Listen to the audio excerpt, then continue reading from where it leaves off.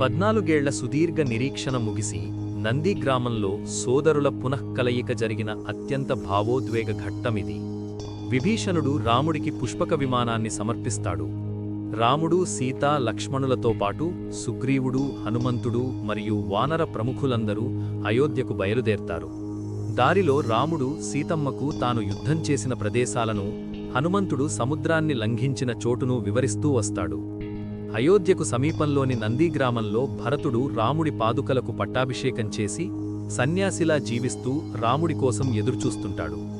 వనవాస గడువు ముగిసినా రాముడు రాకపోతే నేను అగ్నిప్రవేశం చేస్తాను అని భరతుడు శపథం చేస్తాడు. సమయం దగ్గరపడుతున్నా రాముడి జాడ లేకపోవడంతో భరతుడు చితి సిద్ధం చేసుకుంటాడు.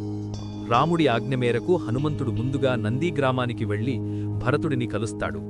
భరతా, ఆగు, నీ అన్న రాముడు వస్తున్నాడు. రావణ సంహారం ముగిసింది.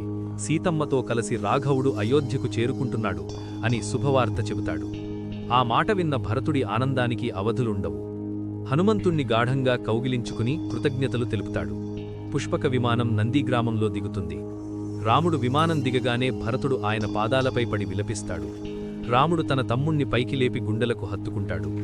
14 ఏళ్ల విరహం తర్వాత నలుగురు సోదరులు రామ, లక్ష్మణ, భరత, శత్రుఘ్న ఒకరినొకరు కలుసుకున్న ఆ దృశ్యం చూసి అయోధ్య ప్రజలు పులకించిపోతారు. నెక్స్ట్ ఎపిసోడ్ కోసం ఇప్పుడే సబ్స్క్రైబ్ చేయండి. జై శ్రీరామ్.